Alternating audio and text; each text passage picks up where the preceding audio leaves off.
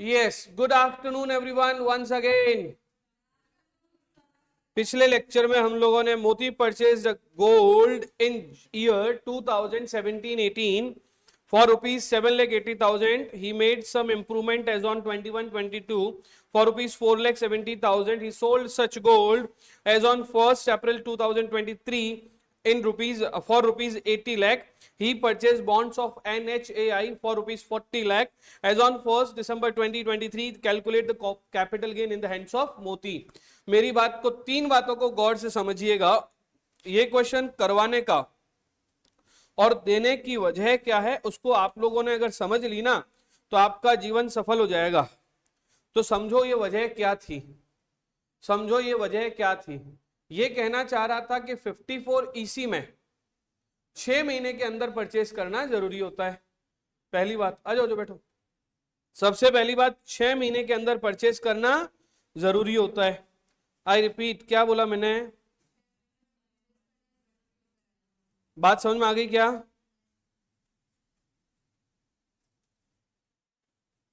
दूसरी बात, एक एनएचआई में शायद आपने नोट लिखा है कि नहीं लिखा है, या फिर इसमें भी लिखा है कि नहीं लिखा है, मुझे नहीं पता.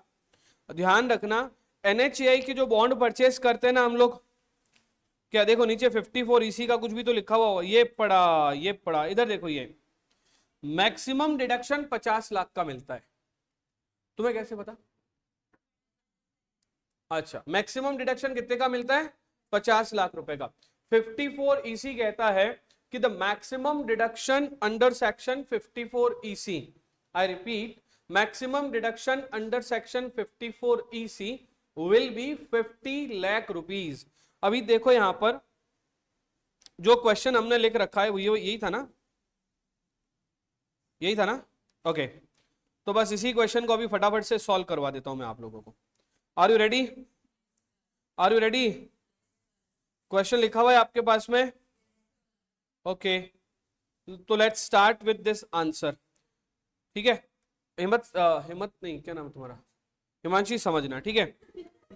अरे, calculation of capital gain, calculation of capital gain in hands of मोती. सबसे पहले बेचा कितने में, जल्दी बताओ, मैं बाहर निकाल दूंगा सबको. कितने में बेचा? अभी भी सारे लोग नहीं बोल रहे. Sales consideration 80 lakh rupees. Sales consideration कितना है? 80 लाख रुपीज. लेस कर देंगे एक्सपेंसेस ऑन ट्रांसफर. लेस क्या कर देंगे? Expenses on transfer. कितने? कुछ भी नहीं है ना. तो नेट सेल कंसिडरेशन कितना आ जाएगा? Net sale consideration. हिमांशी तुम चले जाओ अनुश्री के पास में. अनुश्री, इनको बताना आगे ना, हेल्प कर देना इनकी. पिछले लेक्चर वाली हेल्प अभी तुम्हें करनी है इसकी. नेट सेल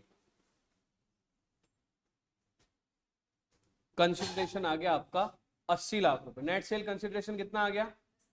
80 लाख रुपए. लेस कर देंगे दो चीजें, पहला इंडेक्स्ड कॉस्ट ऑफ एक्विजिशन और दूसरा इंडेक्स्ड कॉस्ट ऑफ इंप्रूवमेंट. अब अभी तक कुछ भी बताने की आवश्यकता, अभी बता दो एक बार, अभी बता दो इसको ना. तो बाकी लोग सुन लो एक बार. इंडेक्स कॉस्ट ऑफ एक्विजिशन कैसे निकलेगा? 7,80,000 का है. आई रिपीट, कितने का है? 7 लाख. कब परचेज किया था? 2017-18 में. कब परचेज किया था? 2017-18 में. कितने रुपए में परचेज किया था?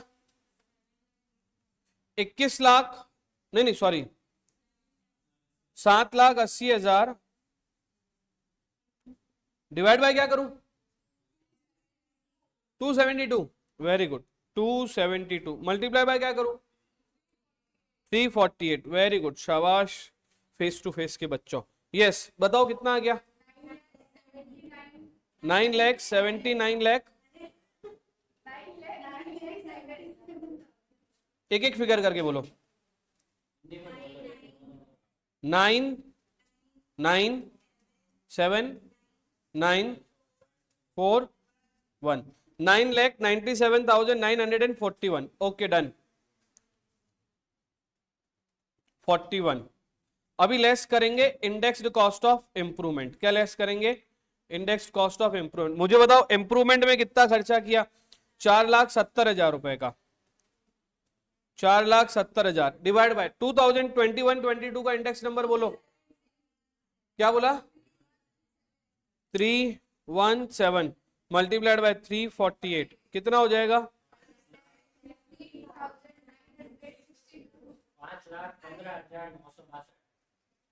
71 वाली नहीं है आज? हाँ, 5,15,962। ठीक है, डिफरेंस अमाउंट बोलो। क्या बोला? 64 लाख 86,097। अब मेरी बात सुनो ना हिमांशी, एक बार थोड़ा सा मैं भी बता देता हूं आपको ना। यस, अगर यहां से आगे क्वेश्चन में बढ़ेंगे आप लोग तो आपको एक बात बताऊंगा मैं। 54 ईसी का क्वेश्चन है। As far as exemption is concern, exemption में हमेशा क्या होता है, कोई एसेट परचेज करिए, कोई एसेट सेल करिए। 54 ईसी में हमें सेल क्या करना होता है? कोई भी एसेट। तो हमने गोल्ड सेल कर दिया, बट परचेज करने होते हैं दो में से कोई एक चीज। अब दो में से कोई एक चीज का मतलब क्या हो गया? या तो एनएचएआई के बॉन्ड या फिर आरईसी के बॉन्ड। यहां पर आप जब भी एग्जाम्शन पढ़ोगे तो 54 हो चाहे 54 बी हो चाहे 54 डी हो, हमेशा आपको पता होना चाहिए बेचा क्या है, खरीदा क्या है। 54 में कुछ और बेच रहे थे, जैसे रेजिडेंशियल हाउस प्रॉपर्टी बेचा था, रेजिडेंशियल हाउस प्रॉपर्टी खरीदा था। 54 बी में हमने एग्रीकल्चर लैंड बेचकर एग्रीकल्चर लैंड खरीदा था। 54 डी में आपकी लैंड जो इंडस्ट्रियल लैंड थी वो कंपल्सरीली एक्वायर हो गई थी, उसके बदले में आपने क्या खरीदा था? इंडस्ट्रियल लैंड परचेज किया था। लेकिन यहां पर 54 ईसी में बेचना क्या है? कोई भी चीज बेच दी। तो अपन ने बेचा क्या है? गोल्ड। खरीदा क्या है? एनएचएआई के बॉन्ड। ध्यान ये रखना है कि जब खरीदने का टाइम है ना, वो 6 मंथ बोला था मैंने। अब यहां पे देखो बेचा कब है इन्होंने? 1/4/2023 में सेल की है 80 लाख रुपीस में लैंड। 1 अप्रैल 23 में सेल की है इन्होंने लैंड 80 लाख रुपीस में। इससे जो पैसे आए हैं उससे जो परचेस किया है वो 1 दिसंबर को परचेस किया है। इन्होंने कंडीशन को पूरा नहीं किया। देखिए यहाँ पे अप्रैल से अगर 6 महीने देखें, मई, जून, जुलाई, अगस्त, सितंबर, अक्टूबर, but they have purchase in दिसंबर। अक्टूबर के बाद परचेज किया है। विद इन 6 मंथ में परचेज करते हैं तो एग्जाम्शन मिलता है, अदरवाइज एग्जाम्शन नहीं मिलेगा। तो यहां पे जो है ना, no exemption will be there. इसी को क्या बोल देंगे? Long term capital gain. इसमें किसी भी तरह का एग्जाम्शन नहीं मिलेगा, क्योंकि सर हम तो सोच रहे थे मिलेगा मिलेगा मिलेगा, क्यों नहीं? क्योंकि हमने अभी सीखा है। यहां पर देखो क्या बोला है इसने, देखो इसने बोला है कि टाइम क्या होना चाहिए। इसने क्या बोला है? टाइम क्या होना चाहिए। तो दिस सेड 6 मंथ। क्या बोला? टाइम का बोला इसने 6 मंथ। 6 मंथ किसका? 6 मंथ ऑफ सेल। क्वेश्चन में दे रखा है कि सेल करा है 1 अप्रैल को और न्यू परचेस किया है 1 दिसंबर को, यानी कि 8-7 महीने बाद में, 8 महीने बाद में। 6 मंथ के अंदर परचेस किया होता तो एग्जाम्शन मिलता, अदरवाइज एग्जाम्शन नहीं मिलेगा। तो यहां पे मैं लिख रहा हूं no exemption will be available. No exemption will be available as no exemption will be available as new purchase is not within 6 month of sale of gold। New purchase की बजाय मैं लिख देता हूं NHAI bonds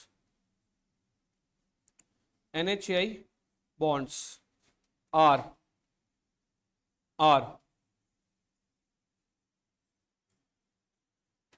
not purchased within 6 month of sale of gold। समझ में आया क्या? कितने लोगों को समझ में आ गया? एक बार हाथ खड़े करो सब लोग, अपनी जनता। ओके, अनुश्री हेल्पर है ना? ठीक है, अभी हम लोग चलते हैं अगले कॉन्सेप्ट की तरफ, बट उससे पहले इसको कोई भी क्वेश्चन नंबर दे दो ना, इसको क्वेश्चन नंबर दे दो, जो भी क्वेश्चन नंबर जरूरत नहीं क्वेश्चन लिख दो। मैं एक क्वेश्चन और लिखवाता हूं ना, इसी से रिलेटेड क्वेश्चन लिखवा रहा हूं, ठीक है। What if in previous question, what if in previous question bonds of NHAI are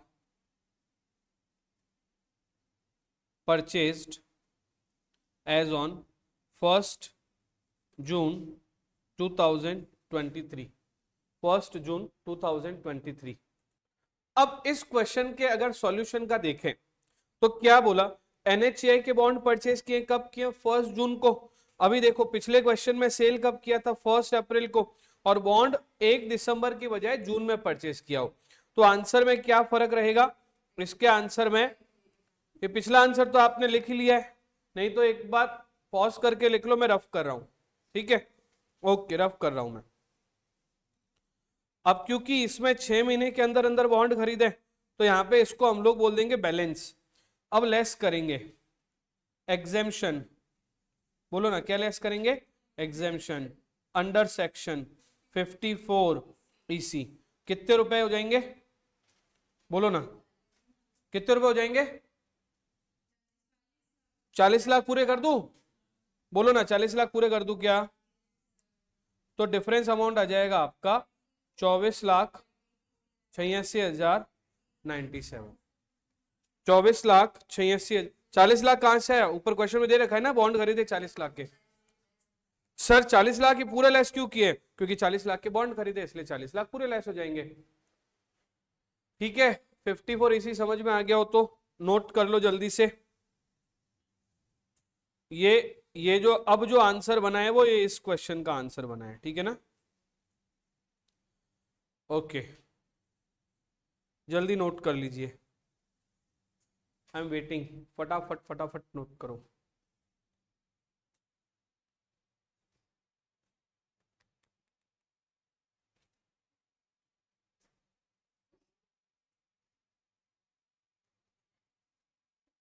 कर लिया note, can we move on, okay.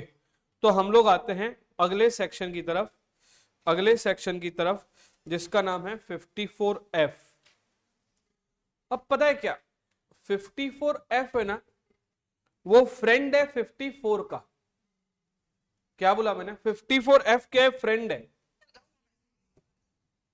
हजारा है क्या, ठीक है फोन करता हूं मैं। 54F है फ्रेंड किसका, 54 का, यानी कि 54 में और 54F में लगभग काफी सारी बातें सेम रहेगी एक्सेप्ट सम। कुछ बातों को अगर छोड़ दो तो ये ध्यान रखना 54 और 54F में काफी सारी सिमिलरिटीज है। अब आप कहेंगे सर कैसे, तो समझना 54 भी एप्लीकेबल था इंडिविजुअल और एचयूएफ में, 54 भी अवेलेबल है इंडिविजुअल और एचयूएफ में। 54 भी था लॉन्ग टर्म के लिए, 54F भी था लॉन्ग टर्म के लिए। 54 में आपने बेचा था residential house property, but 54F में आपको बेचना है other than residential house property. क्या बेचना है आपको, other than residential house property, मतलब इसमें रेजिडेंशियल हाउस प्रॉपर्टी नहीं बेचनी है, उसके अलावा कुछ और बेचना है, तो this is called as other than residential house property. आपको जो न्यू एसेट परचेज करनी है वो भी क्या परचेज करनी है सर, इसका मतलब ये हुआ कि if we are selling, Himanshi समझना, इसका मतलब ये हुआ कि अगर हम लोग अपना घर बेचकर घर खरीद रहे, बेचा भी क्या खरीदा भी क्या, तो 54 लगेगा। लेकिन बजाय इसके हमने बेचा क्या, अदर देन घर कुछ और, लेकिन खरीदा क्या घर, तो 54F लगेगा। यस और नो। तो सर इसका मतलब आप कह रहे हो कि जैसे सपोज मेरे पास में गोल्ड पड़ा है, मैंने गोल्ड सेल कर दिया और उस गोल्ड से आने वाले पैसों को मैं घर खरीद लिया, या फिर सर आप कह रहे हो कि मेरे पास में इंडस्ट्रियल लैंड पड़ी है, वो बेच दिया और उसके बदले में क्या खरीद लिया, घर खरीद लिया। या फिर आपने कहा कि हमारे पास अर्बन एग्रीकल्चर लैंड पड़ी है, वो बेच दिया और उससे जो पैसा है उसे खरीद लिया हमने अपना घर, क्या खरीद लिया।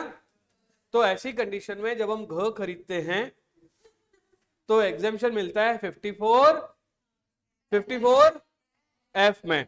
तो 54F समझ में आया आप लोगों को थोड़ा सा, बाकी देखो कब तक नया वाला घर खरीदना है, खरीदना है -1 +2, कंस्ट्रक्ट करा रहे हो तो +3, और लॉक इन पीरियड वहां पे भी 3 साल था, यहाँ पे भी 3 साल है। लेकिन समझना यहाँ पे एक टेक्निकल पॉइंट आ गया है जो 54 को डिफरेंशिएट करता है बाकी 54F जो है बाकी सब में एक ही डिफरेंस है कि यहां पर जो एग्जेम्पशन मिलता है वो पूरे अमाउंट का नाम मिलकर प्रोपोर्शनेट एग्जेम्पशन मिलता है। यहां पर प्रोपोर्शनेट एग्जेम्पशन वर्ड का क्या मतलब हुआ, हम जितना इन्वेस्ट कर रहे हैं उसको नेट सेल कंसिडरेशन के प्रोपोर्शनेट में, जैसे मान लीजिए आपका जो लॉन्ग टर्म गेन है इसका फॉर्मूला कैसा, आप लोग कैसा लिखो ना, ये वाला formula long term capital gain जो हमारा रिसीव हुआ है मल्टीप्लाइड बाय उसमें से हमने जो इन्वेस्टमेंट किया है, जो इन्वेस्टमेंट किया है वो नेट सेल कंसिडरेशन का कितना पार्ट है, ये वाला फॉर्मूला लिख दो, आपको प्रोपोर्शनेट वर्ड पता चलेगा। Those who are having weak temperature in mathematics उनको प्रोपोर्शनेट करना भी मुश्किल से आता है, बट जिनकी मैथमेटिक्स थोड़ी बहुत ठीक है, मेरी तो नहीं है, तो आपको ये प्रोपोर्शनेट वर्ड भी समझ में आ जाएगा। वैसे मेरी बात सुनो, नहीं भी समझ में आए ना तो ये फॉर्मूला पता चलना चाहिए, यस कि नो। जैसे ये बिहारी है, बिहारी हो ना तुम, तो यूपी हो, हाँ तो यूपी वालों की तो ठीक ठाक होती है मैथमेटिक्स, बिहारियों की क्या मैथमेटिक्स अच्छी होती है। यहाँ पे अपने में 8-10 बिहारी हैं इस बैच में, है ना, तो ये हाँ अच्छा जरूरी नहीं, वो गुस्सा हो गई यूपी वाली, हाँ चलो चलो, long term capital gain multiplied by investment upon net sale consideration, ठीक है। अब इसे मैं एक बार समराइज करता हूं, पूरा वन लाइन में पूरा कंप्लीट करता हूं। We are studying 54F।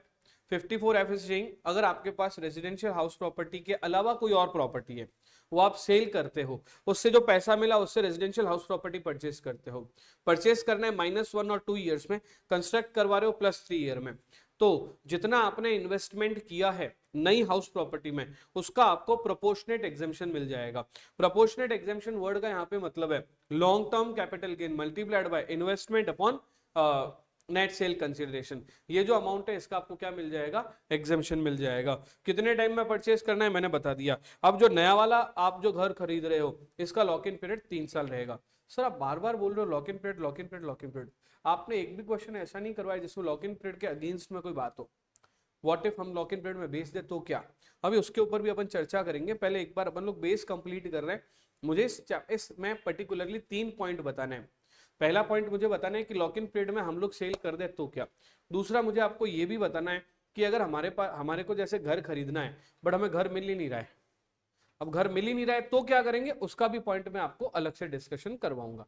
Right है, क्लियर है सभी आप लोगों को। चलो ठीक है, तो एक पहले क्वेश्चन कर ले इसका, आ जाओ क्वेश्चन कर लेते हैं। लिखो क्वेश्चन।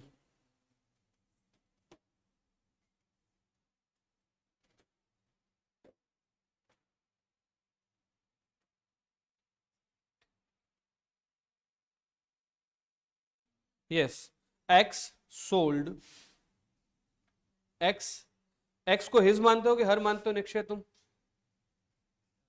है ना, एक्स एक्स है, हिज हर सब चलेगा, है ना।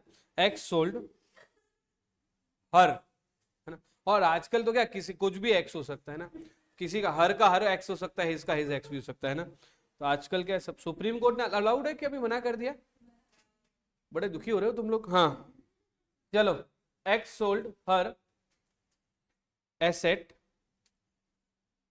For rupees, her asset for rupees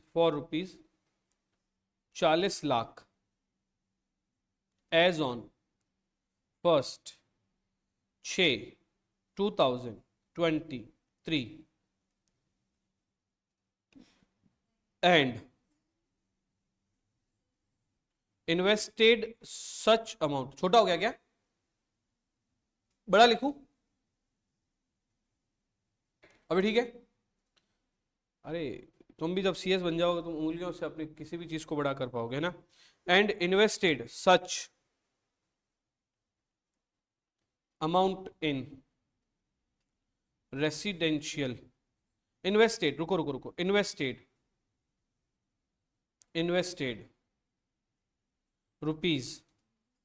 ₹25 lakh. अरे तो क्या हो गया, थोड़ा बहुत काटापीटी चलती है ना, है ना। इन्वेस्टेड रुपीज, अरे कौन, मैं क्या सोच के तो रट के तो आता नहीं है क्वेश्चन, है ना। मैं जब क्वेश्चन रट के नहीं आता हूँ ना, तो मेरे साथ क्या होता है ना कि यहीं पे दिमाग में आता है ना। तो जब क्वेश्चन यहीं पे दिमाग में आता है तो और ज्यादा अच्छा बनाने की कोशिश करता हूँ। तो तुम्हारा अगर एक पेन से छोटा सा कटेगा, वो तुम्हारे भविष्य के लिए रेखा होगी, है ना। इसलिए काटो और भविष्य बनाओ। Yes, invested rupees 25 lakh, rupees 25 lakh, rupees 25 lakh in residential house. She purchased such asset in 2016-17, in 2016-17 for rupees 4,80,785। वो सर ऐसे क्या फिगर लिखते हो, डायरेक्ट लिखो ना, क्या 5-10 रुपए भी लिखते हो। कैलकुलेशन तुम्हारी मजबूत करवानी है मुझे, राइट है। वही तो, उसी पे तो कैलकुलेटर पे उंगलियां चलानी सिखानी है तुम्हें ढंग से। Calculate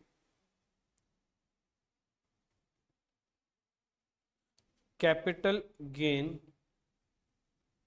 in the hands of x. क्या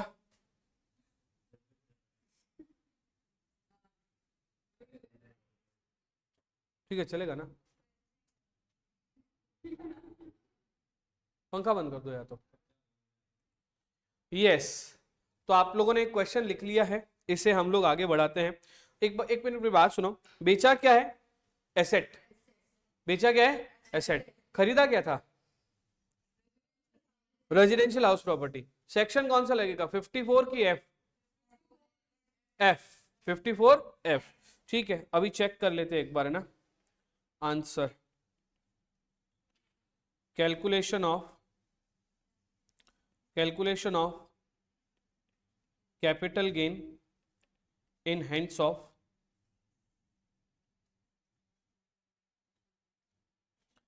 ऑफ बोलो ना, इन द हैंड्स ऑफ। अरे इतना क्या घबरा रहे हो नाम लेने से?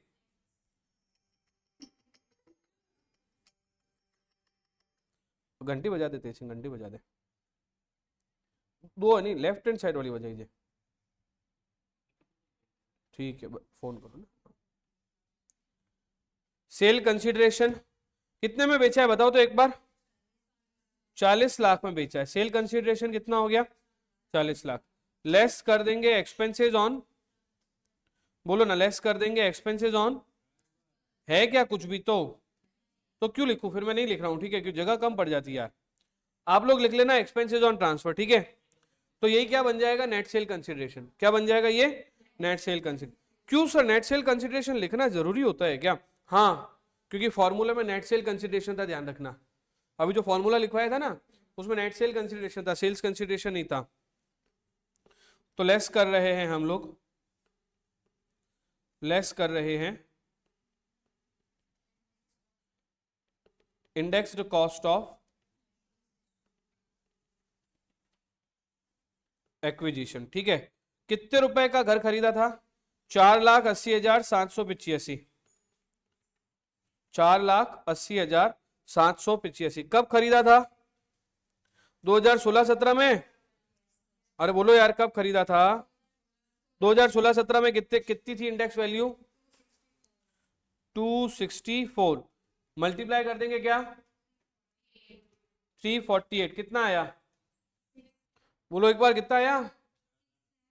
6,33,762। तो मुझे बताओ कैपिटल गेन कितना है? बैलेंस, बैलेंस की बजाय मैं इसको गेन ही लिखूंगा, ठीक है। लॉन्ग टर्म कैपिटल गेन कितना है बोलो? 33,66,238। अब मेरी बात सुनो, ये जो पैसे थे ना, सीएस नीचे आज रुके नहीं क्या आप अजहर सर के बैच में? क्यों? काम से गए थे, अभी 10 मिनट का ब्रेक है, फिर ऊपर आ जाना, ठीक है। यस, तो लॉन्ग टर्म कैपिटल गेन आ गया 3,66,000, 33,66,238। सब लोग पेन डाउन करेंगे एक बार, सब लोग पेन डाउन करेंगे। 54 की एप्लीकेबिलिटी बता रहा हूं मैं। 54 कहता है कि अगर आपने कोई भी एसेट बेचकर क्या खरीदा है, रेजिडेंशियल हाउस प्रॉपर्टी, तो उस कंडीशन में जो एग्जेम्पशन मिलेगा वो on the basis of formula मिलेगा। इसको हम लोग बोलते हैं प्रोपोर्शनेट। तो मैं लिख रहा हूं यहां पर, मैं पेन चेंज कर देता हूं आप लोगों के लिए, लेस कर दिया एग्जेम्पशन अंडर सेक्शन 54F। तो 54F में क्या होगा, long term capital gain as it is लिख दिया, बोलना पड़ेगा, मल्टीप्लाइड बाय इन्वेस्टमेंट कितना किया है वो लिख दो, divided by net sale consideration. मुझे बताओ लॉन्ग टर्म कैपिटल गेन कितना है, तो आया 33,66,238, ठीक है, मल्टीप्लाई बाय कर देंगे। इन्वेस्टमेंट कितना किया है, 25 लाख का। अरे नया घर कितने में खरीदा है, अरे देखो ना, इन्वेस्टेड 25 लाख रुपए, इन्वेस्टमेंट कितना किया है 25 लाख रुपए, net sale consideration 40 lakh as it is आ जाएगा। तो लिखना पहले 25/40, 25/40, 25/40 मल्टीप्लाइड बाय 33,66,238, कितना आ गया बताओ,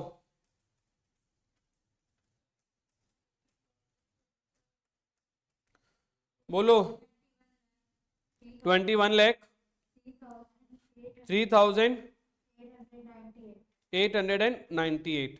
मुझे बताओ डिफरेंस अमाउंट कितना आया, लॉन्ग टर्म कैपिटल गेन कितना आ गया,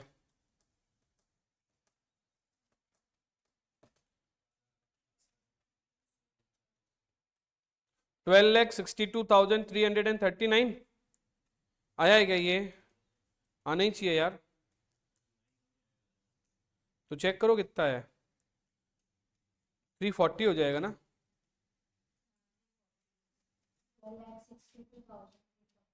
340 डन है।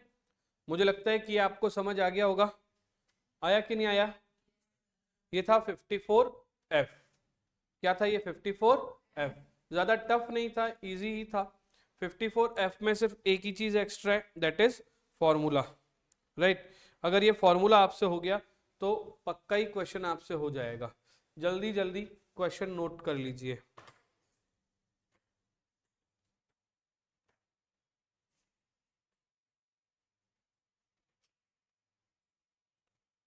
जल्दी जल्दी क्वेश्चंस नोट कर लीजिए।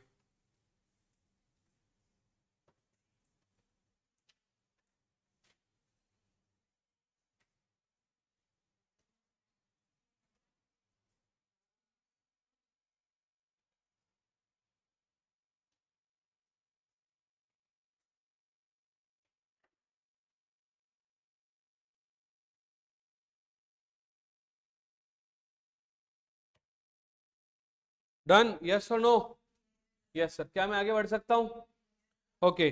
तो अभी तक हमने क्या क्या सीखा एक बार रिकॉल कर लेते हैं। 54F में, 54F में हमने बेचा है क्या, कोई भी एसेट बेचा है क्या, 54F में कोई भी एसेट खरीदा है क्या, अगर ऐसा करते हैं तो एग्जेम्पशन मिलता है 54F में। बजाय इसके अब जी और जीबी मुझे अगले लेक्चर में एक साथ बताना है आप लोगों को, ठीक है। बट इससे पहले मैं आपको एक चीज बताना चाहता हूं जो थोड़ी सी अलग है, सबसे अलग, सबसे जुदा। बताऊं क्या, मान लीजिए ये निश्चय है, निश्चय बनाते हैं पहले ना, ये कौन है, गोल मुंह वाला निश्चय, ठीक है। अभी क्या हुआ, निश्चय ने अपना घर, अच्छा तो बनाया इतना है ना, जल क्यों रहे हो, हाँ, निश्चय ने अपना घर बेचा, नहीं सॉरी, गोल्ड बेचा।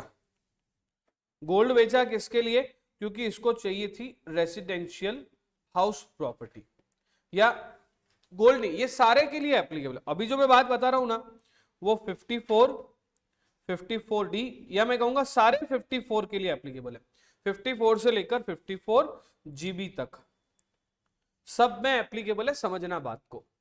सपोज कीजिए, फर्ज कीजिए कि इसने अपना घर बेचा या गोल्ड बेचा, कुछ भी बेचा, और बेच के नया घर या नया नया घर खरीदना चाह रहा है। अपन घर ही बेचते हैं, ठीक है, ताकि क्या थोड़ा ठीक रहेगा।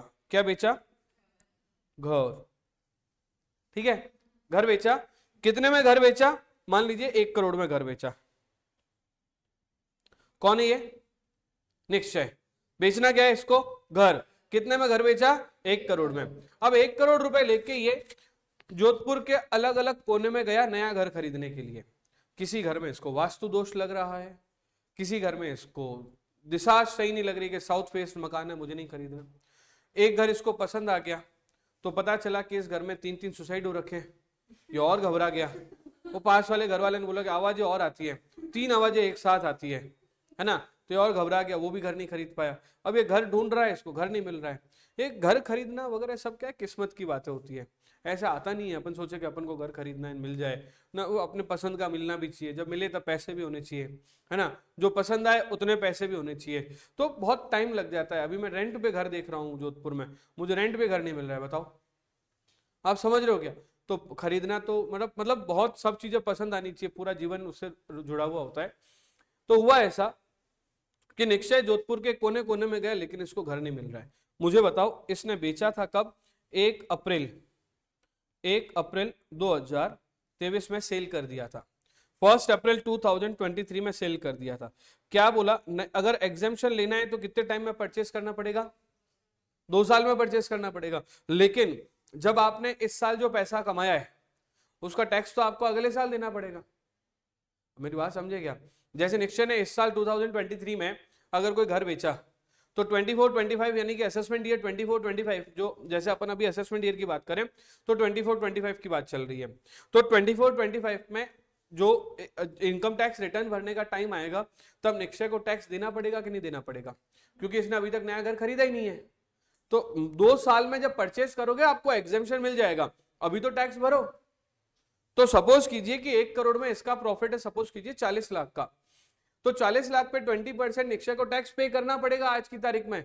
अब निश्चय को लगेगा 8 लाख रुपए टैक्स में अभी क्यों पे करूं, मेरे को तो घर खरीदना है, मैं तो एग्जेम्पशन लूंगा। भैया एग्जेम्पशन लोगे, आज रिटर्न भरना है, आज तुम्हारे पास क्या प्रूफ है कि तुम घर खरीदोगे ही खरीदोगे? कल को तुमने घर नहीं खरीदा तो? ऐसे समस्याओं से निपटने के लिए डिपार्टमेंट ने एक फंड बनाया है जिसका नाम है कैपिटल गेन डिपॉजिट स्कीम। क्या नाम है? Capital gain deposit scheme. निश्चय क्या कर सकता है आज अगर इसको एग्जेम्पशन लेना है आईटीआर भरने से पहले, तो अपना वो पैसा कैपिटल गेन डिपॉजिट स्कीम में जमा करवाओ, और जब तुम्हें घर मिल जाए तब इसमें से पैसे निकालना और घर खरीद लेना। तो सर इसका मतलब ये हुआ कि हम 2 इयर्स के बाद भी एग्जेम्पशन ले सकते हैं? ना ना ना ना ना ना, एग्जेम्पशन तो तभी मिलेगी जब 2 साल के अंदर अंदर घर मिल गया। भले कितना भी निश्चय अभी घूम रहा हो, 2 साल का समय कोई कम नहीं होता है। अगर 2 साल में अगर निश्चय को घर नहीं पसंद आ रहा है, इसका मतलब निश्चय की नियत में खोटे खरीदना ही नहीं चाह रहा है, या फिर इसने प्रयास नहीं किए। 2 years is very long time, तो 2 साल के अंदर आपको एग्जेम्पशन मिलेगा। लेकिन आज की बात क्या है, अगर आपको 23-24 का एग्जेम्पशन 23-24 के असेसमेंट ईयर 24-25 में लेना है, तो आप घर भले ही नहीं खरीद रहे हो, आज आप क्या कर सकते हो? कैपिटल गेन डिपॉजिट स्कीम में पैसे जमा करा दो। सर ये स्कीम किस किस सेक्शन के लिए? सब में एप्लीकेबल है।